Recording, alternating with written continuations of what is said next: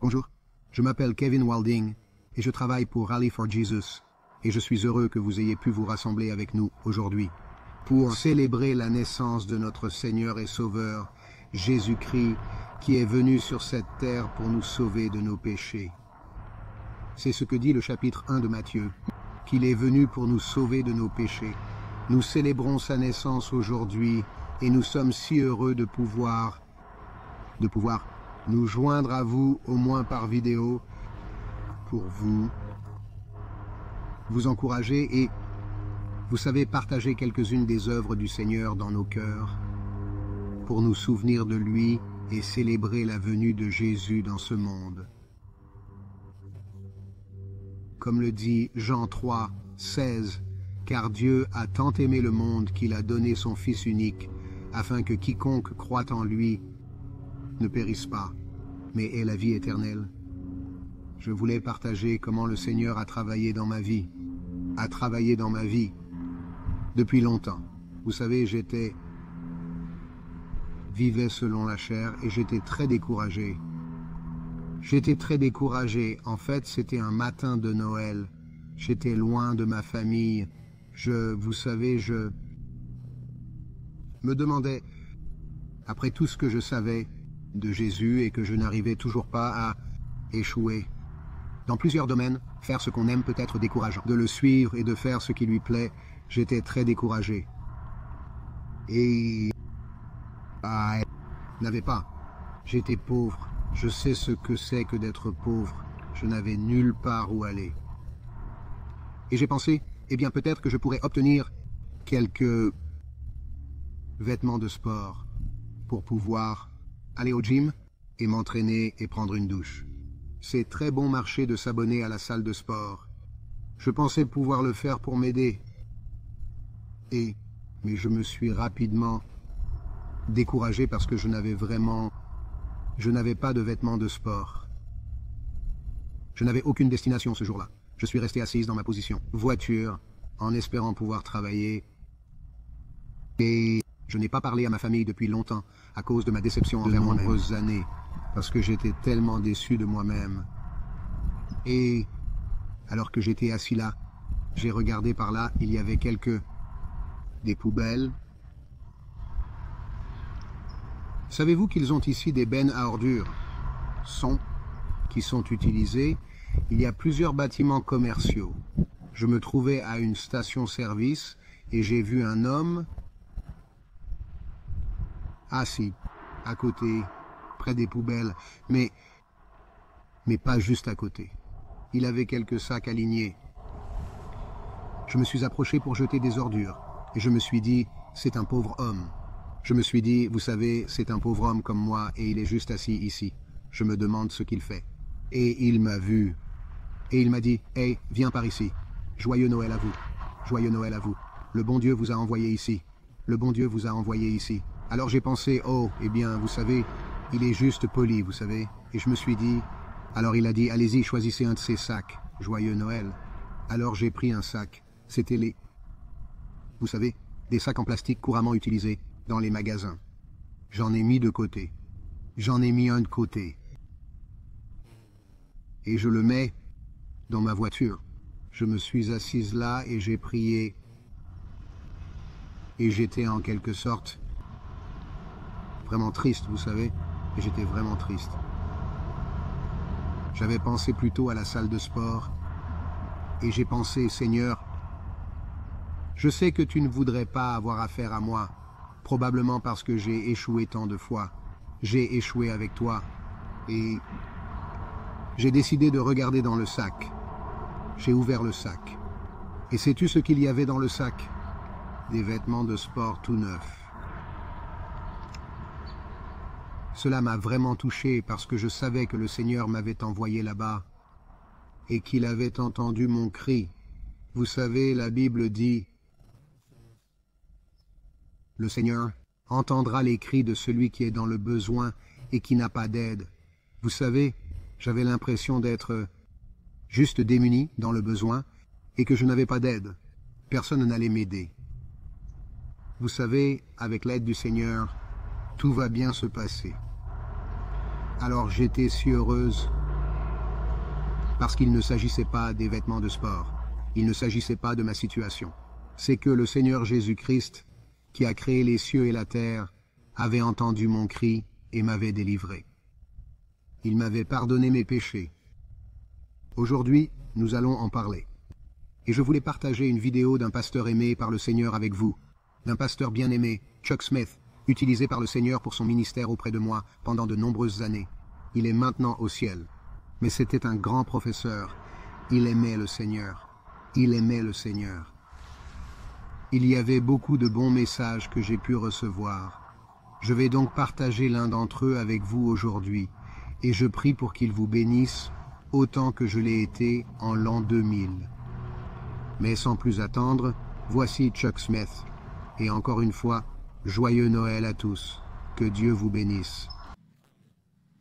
Je me demande combien de ceux qui se pressent dans les centres commerciaux et qui sont pris par la frénésie d'achat, combien d'entre eux comprennent vraiment le but de la venue de Jésus-Christ dans le monde. Nombreux sont ceux qui célèbrent sans savoir de quoi il s'agit. J'ai donc pensé qu'il serait bon de jeter un coup d'œil sur le but de sa venue. Jésus l'a exprimé ici en Jean 3, 16 et 17. Deux négatifs et un positif, ou deux positifs et un négatif, retournez-vous. Car Dieu a tant aimé le monde qu'il a donné son Fils unique dans le but afin que quiconque croit en lui ne périsse pas, mais ait la vie éternelle. La négative, car Dieu n'a pas envoyé son Fils dans le monde pour condamner le monde. Le positif, mais pour que le monde soit sauvé par lui. Soit sauvé. Mais avant d'examiner les objectifs, je voudrais que vous voyiez si vous pouvez saisir ce concept impressionnant. Ce concept impressionnant. Le Dieu éternel, le Créateur des cieux et de la terre et de toutes les formes de vie qui s'y trouvent, est venu dans ce monde, a vécu en tant qu'homme, parmi les hommes. Comme le dit Jean dans l'introduction de son évangile, Jean dit qu'au commencement était la parole. Et la parole était avec Dieu. Et la parole était Dieu. Et toutes choses ont été faites par lui. Et rien de ce qui a été fait n'a été fait sans lui. Et la parole s'est faite chair. Et elle a habité parmi nous. Et nous avons contemplé sa gloire comme celle de l'unique enfant du Père, pleine de grâce et de vérité.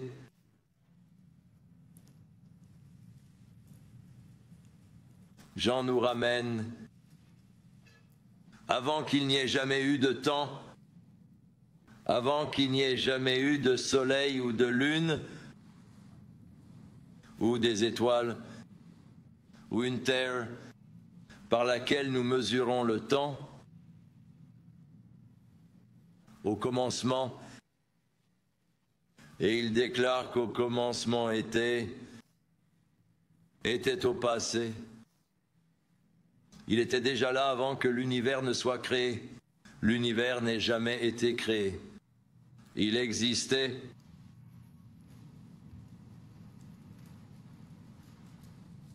Et il a amené l'univers à l'existence. À l'époque des éons, il a créé toutes les choses. Et au cas où vous ne l'auriez pas compris, Jean poursuit en disant « Et sans lui, rien de ce qui a été fait n'a été fait. » Mais ensuite, ces mots intéressants et le mot sont devenus chair, s'est installé parmi nous de la plus haute gloire de l'univers à l'un des endroits les plus humbles de la planète Terre, une humble crèche à Bethléem. Notre Sauveur béni est venu.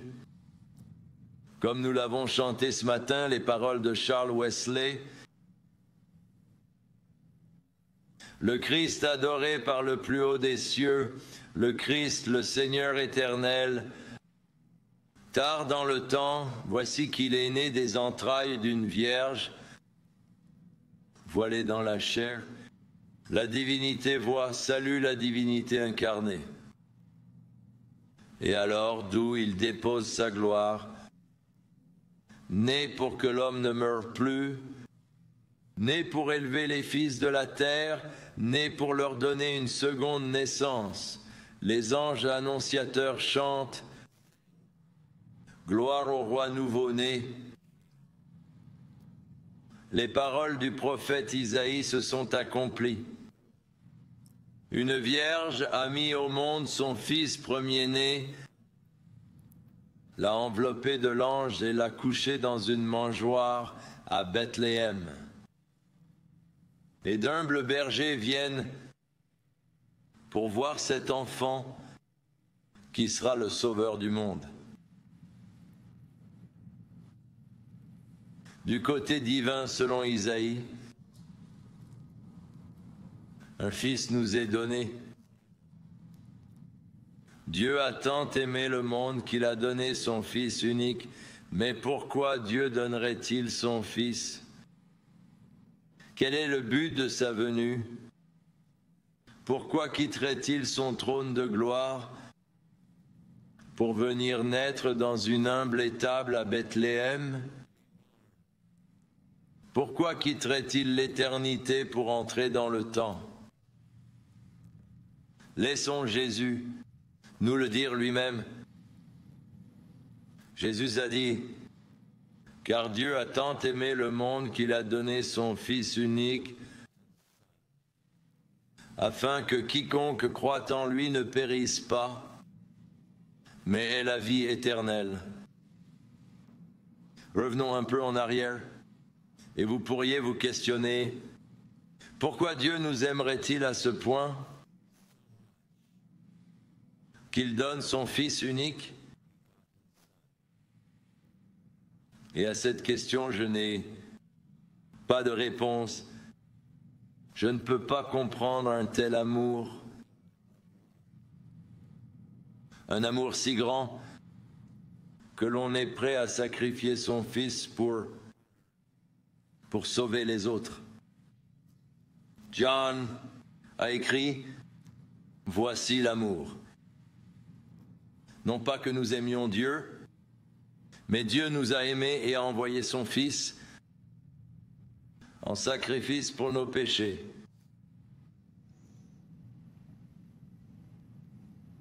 Paul a dit, il serait très rare de trouver quelqu'un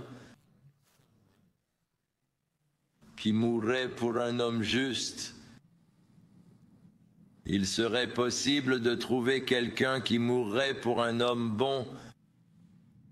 Mais Dieu a démontré son amour envers nous, en ce que, alors que nous étions encore pécheurs, le Christ est mort pour les impies. Nous lisons dans les Écritures que Dieu ne veut pas qu'aucun ne périsse, mais que tous arrivent à la repentance. Dieu a tant aimé le monde qu'il a donné son Fils unique afin que quiconque croit en lui ne périsse pas. Dieu ne veut pas qu'une personne périsse. Par l'intermédiaire du prophète Ézéchiel, Dieu a crié au peuple, « Tournez-vous, tournez-vous, car pourquoi mourriez-vous, dit le Seigneur? Voici, je ne prends pas plaisir à la mort des méchants. » Je dois avouer que je prends plaisir à la mort des méchants. Je me réjouis de la mort des méchants. Lorsqu'on a su qu'Hitler, l'annonce de la mort d'Hitler était mort dans l'incendie de son bunker, je me suis réjoui. J'ai pensé à la douleur, à la souffrance que cet homme a apportée dans notre monde, aux millions de personnes qui sont mortes dans cette guerre insensée à cause de sa soif de pouvoir. Le monde se porte mieux sans de telles personnes, et je me suis réjoui de la mort d'Hitler.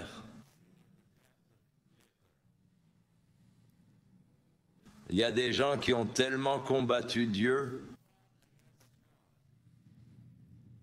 ils se sont efforcés de détruire la foi de nombreuses personnes.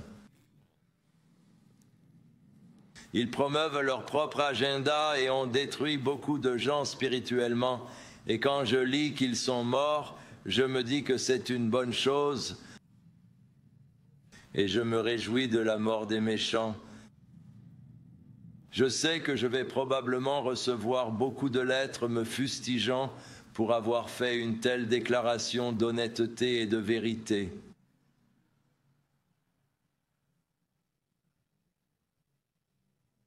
Désolé, mais je ne suis pas parfait et je suis heureux que vous l'ayez appris de moi. De mes propres lèvres jusqu'à ce que vous le découvriez par l'observation. Mais l'amour de Dieu, même envers ceux qui sont ses ennemis, il a déclaré ne pas prendre plaisir à la mort des méchants.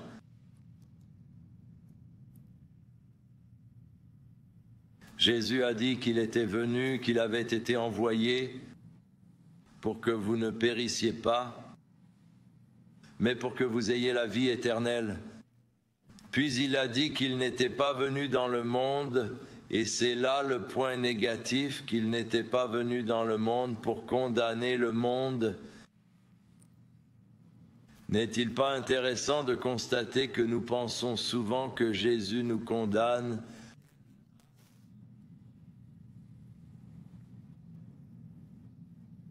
Plutôt que de nous aimer et de nous pardonner. C'est notre péché qui nous condamne, pas Jésus. Jésus est venu nous sauver de la condamnation parce que nous étions déjà condamnés à cause de notre péché. Jésus a dit que si nous ne croyions pas en lui, nous étions déjà condamnés parce que nous ne croyions pas au Fils unique de Dieu. Jésus a dit que c'était là la condamnation. La lumière est venue dans le monde, mais les hommes n'ont pas voulu venir à la lumière parce qu'ils aimaient les ténèbres plutôt que la lumière, parce que leurs œuvres étaient mauvaises. Ils étaient déjà condamnés. Lorsque la lumière est venue dans le monde, ils ont refusé de venir à la lumière parce qu'ils savaient que la lumière exposerait leurs mauvaises actions. Paul a demandé qui avait condamné. Qui est celui qui a condamné?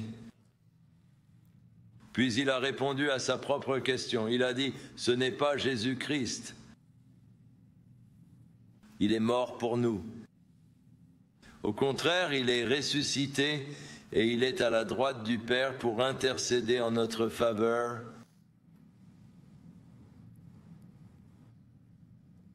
Vous souvenez-vous de l'histoire que nous raconte Jean?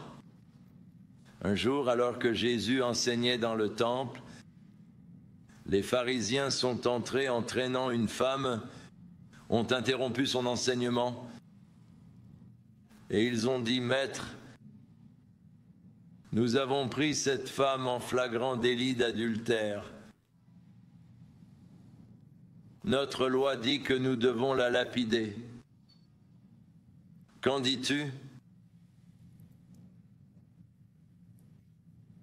Ils connaissaient la réputation de Jésus.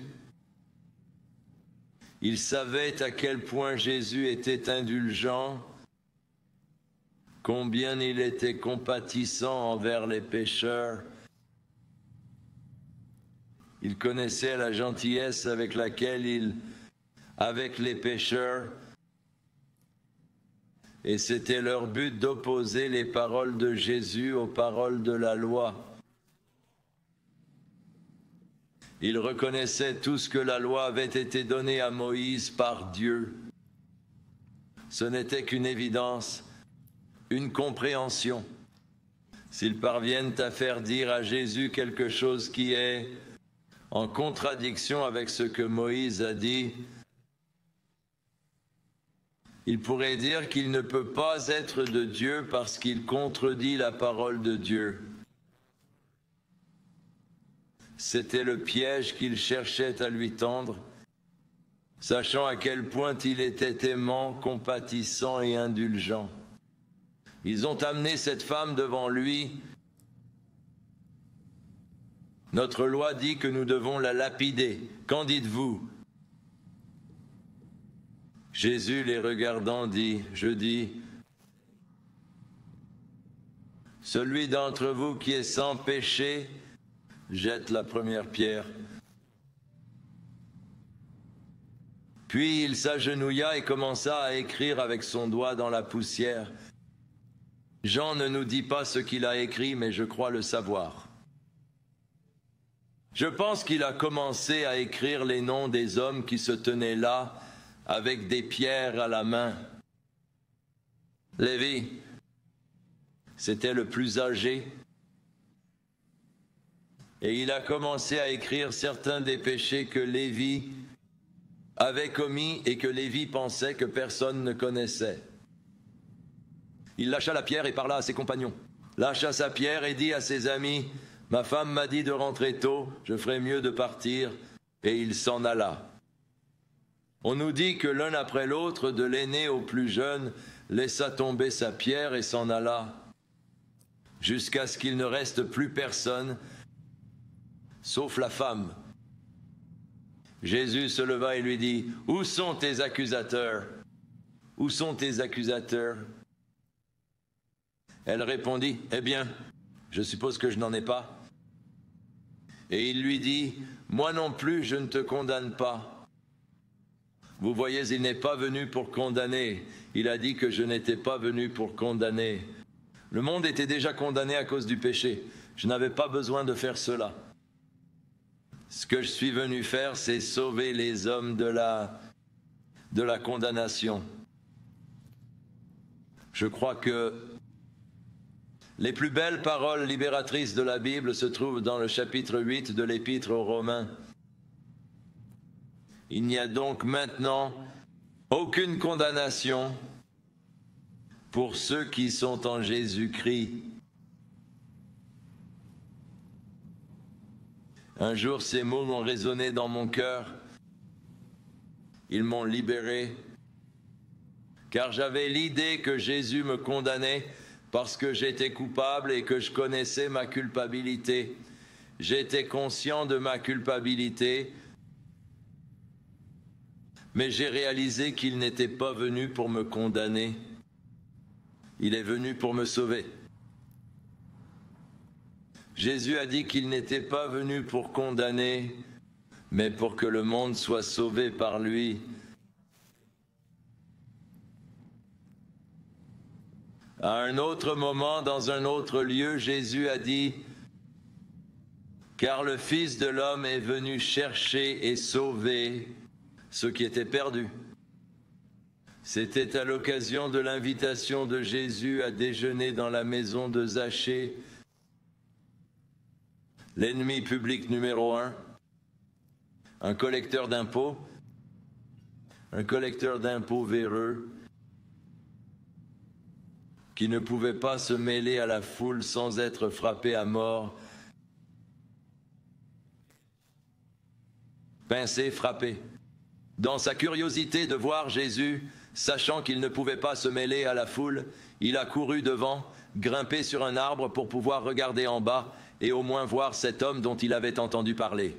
En passant devant l'arbre, Jésus s'est arrêté, a levé les yeux, a vu ce petit bonhomme sur la branche et lui a dit, « Descends, je viens déjeuner chez toi. » Les pharisiens ont dit, « Oh, regardez-moi ça, il mange avec des pécheurs, des publicains, des collecteurs d'impôts. » Jésus dit, « Je suis venu chercher et sauver. Je suis venu chercher et sauver ceux qui sont perdus. Ceux qui se portent bien n'ont pas besoin de médecin, mais ceux qui sont malades. » Et il a annoncé le but de sa venue, chercher et sauver ceux qui étaient perdus, Cela suppose que le monde était perdu et que les hommes sont perdus sans son salut. Et que les hommes sont perdus sans son salut. Dans les années 30, alors que nous sortions de la Grande Dépression, il y avait un groupe connu sous le nom de réarmement moral. Leur devise était chaque jour. Et dans tous les domaines, le monde va de mieux en mieux. J'ai eu une grand-mère qui s'est sentie concernée par ce genre de choses. Et quand elle venait me rendre visite, c'était une grande conteuse dans les deux sens. Mais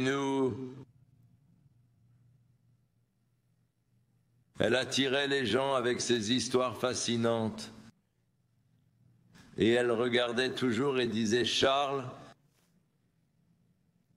chaque jour et de toutes les façons, le monde va de mieux en mieux. »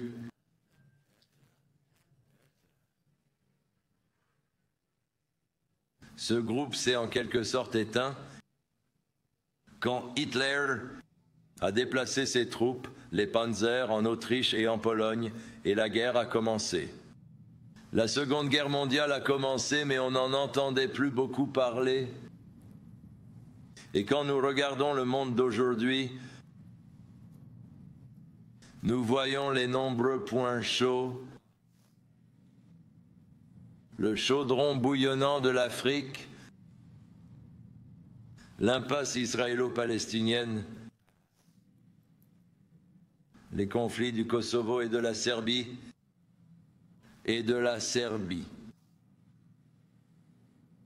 Nous voyons le trafic de drogue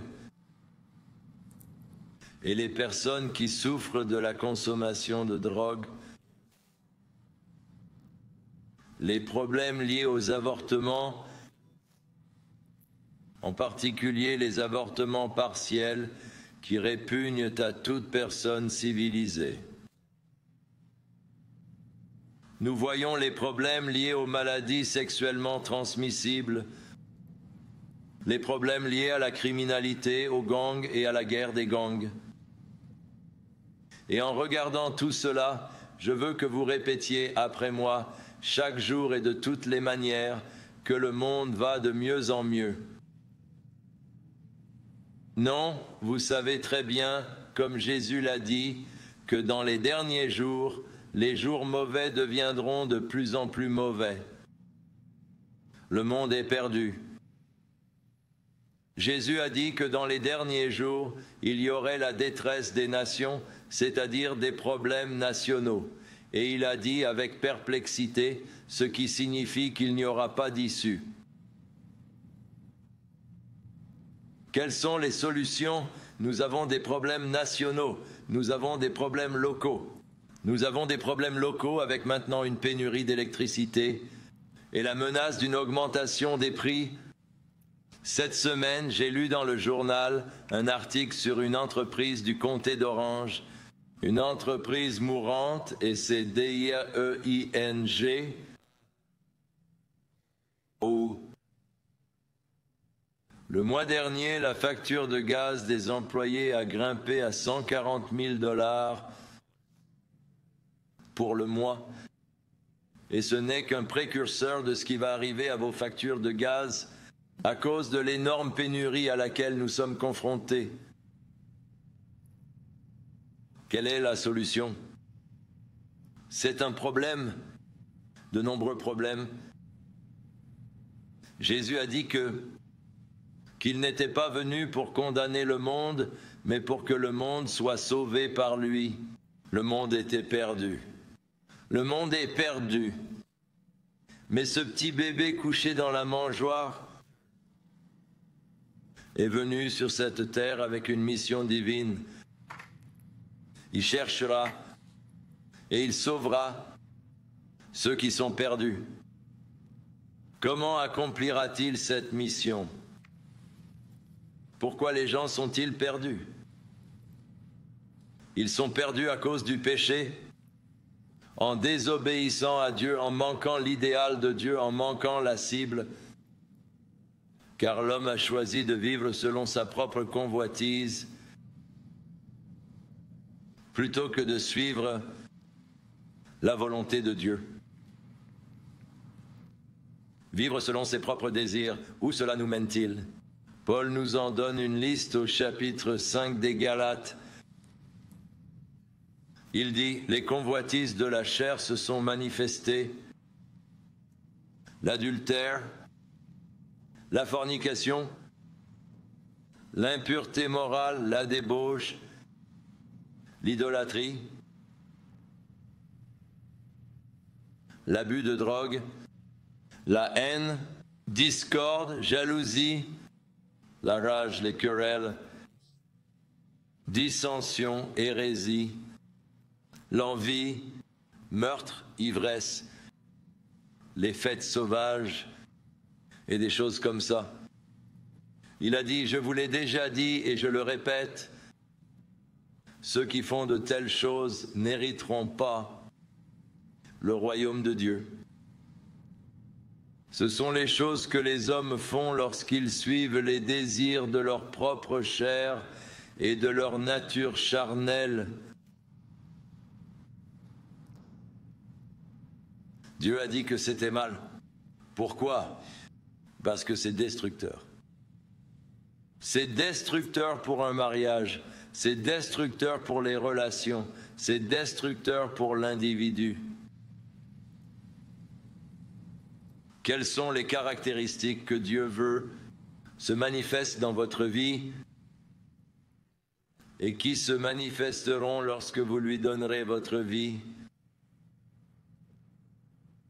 Il a dit l'amour et de la joie et la paix et la longanimité, patience, bonté, bienveillance,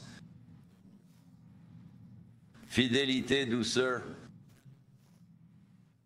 la maîtrise de soi. Quand je lis une liste comme ça, je me dis, oui, c'est comment je veux vivre, c'est ainsi que je veux vivre. Mon cœur y consent, c'est la bonne façon de vivre. Plutôt que de vivre dans les dissensions, les querelles, les jalousies, les crispations, les amertumes et tout le reste, je préfère vivre une vie qui ne manifeste que de l'amour. Je préférerais avoir la joie et la paix.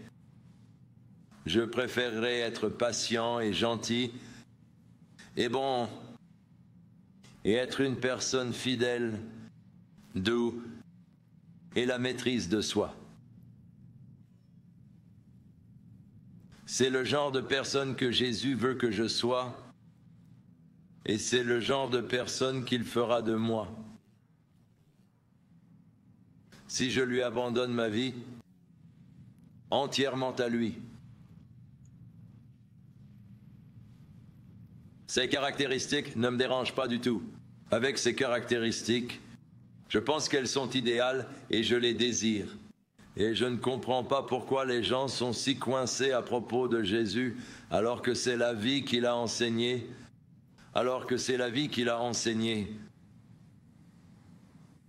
Lorsqu'il a dit « Je ne suis pas venu pour vous condamner, je suis venu pour vous sauver », je suis venu vous sauver de la destruction et du chemin de la destruction que vous aviez choisi et sur lequel vous marchiez, en faisant ces choses qui vous détruisaient et vous détruiraient. Je ne suis pas venu pour condamner, je suis venu pour sauver. Sauver de quoi? De l'esclavage de ma propre convoitise,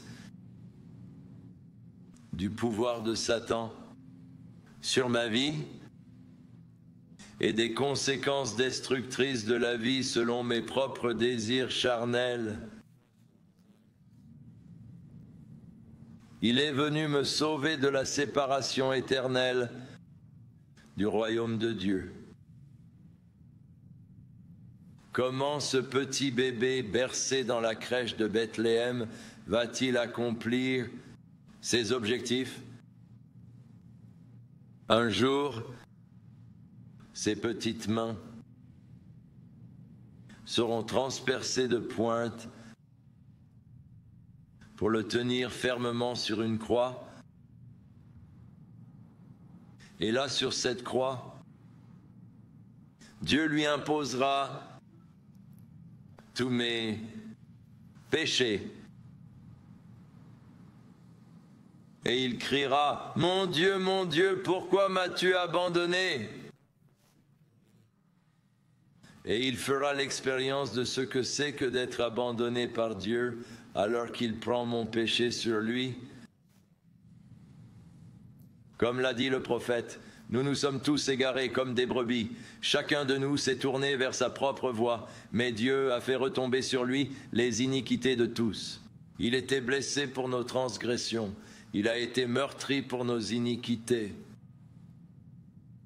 Ses petites mains seront clouées sur une croix, ses petits pieds seront aussi attachés. Et là, il prendra mon péché, il mourra à ma place, afin que je n'aie pas à périr pour mes propres péchés, mais que je puisse avoir la vie éternelle en croyant et en me confiant à lui. Il prouvera l'amour de Dieu pour moi, en mourant pour moi, afin que je puisse vivre avec lui. Prions, Père, en cette période de Noël, alors que nous considérons la venue du Sauveur dans le monde, aide-nous, Seigneur. Aide-nous à observer vraiment la raison de la célébration. Dieu a tant aimé le monde qu'il a donné son Fils unique. Un enfant nous est né, mais un Fils nous a été donné pour nous, afin qu'il nous rachète de nos péchés, qu'il nous libère de notre condamnation, pour nous sauver de la destruction de nos péchés et nous donner la vie éternelle. Nous te sommes reconnaissants, Seigneur, d'être venu. Combien nous sommes reconnaissants pour ce jour où la parole s'est faite chair et a habité parmi nous, afin que nous puissions connaître et comprendre l'amour de Dieu, la profondeur de l'amour de Dieu pour nous. Seigneur, nous prions pour que ton Esprit Saint ouvre nos cœurs aujourd'hui, afin que nous puissions sentir l'élan et entendre la voix qui nous appelle à nous engager, à abandonner nos vies, à vivre une vie qui te plaise, une vie d'obéissance. Change et transforme-nous, Seigneur, de ce que nous étions à ce que tu voudrais que nous soyons. Nous t'en prions au nom de Jésus. Amen. Levons-nous.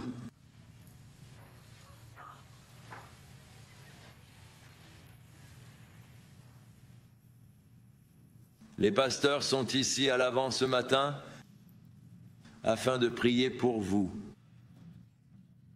Si vous voulez savoir ce qu'est vraiment Noël, si vous voulez vivre le plus beau Noël de votre vie, un Noël libéré des puissances des ténèbres, un Noël où vous comprendrez et adorerez en toute conscience, comprendre et aimer cet enfant qui est né, le Fils de Dieu qui a été donné pour vous. Je vous encourage à descendre dès que nous aurons terminé. Les pasteurs sont ici à l'avant pour prier pour vous aider à comprendre et à connaître l'amour de Dieu, pour vous aider à recevoir l'amour de Dieu aujourd'hui, afin que vous puissiez savoir ce que c'est que d'être sauvé du pouvoir destructeur du péché dans votre vie. Vous pourriez savoir ce que c'est que d'être libéré de la condamnation,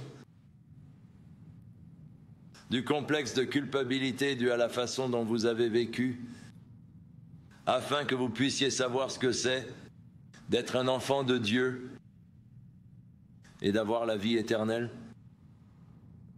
Comme Jean l'a dit dans le premier chapitre, il est venu vers les siens, mais les siens ne l'ont pas reçu. Mais tous ceux qui l'ont reçu, il leur a donné le pouvoir de devenir fils de Dieu à ceux qui ont cru en son nom. Et aujourd'hui, vous pouvez recevoir le pouvoir de devenir un fils de Dieu et vivre dans le royaume de Dieu toujours. Que le Seigneur soit avec vous cette dernière semaine.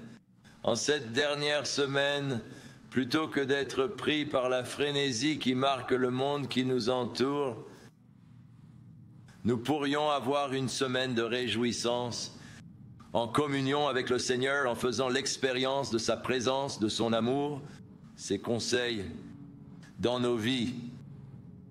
Que la paix du Christ, l'amour de Dieu, la communion bénie de l'Esprit Saint soient avec vous tous, au nom de Jésus. Que le Seigneur vous bénisse et te garde.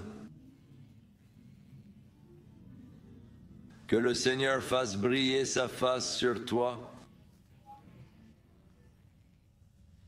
Ambitieux pour toi. Ambitieux pour toi. Le Seigneur élève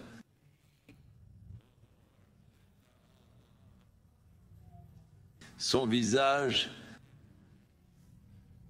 sur toi et te donne la paix. Que Dieu vous bénisse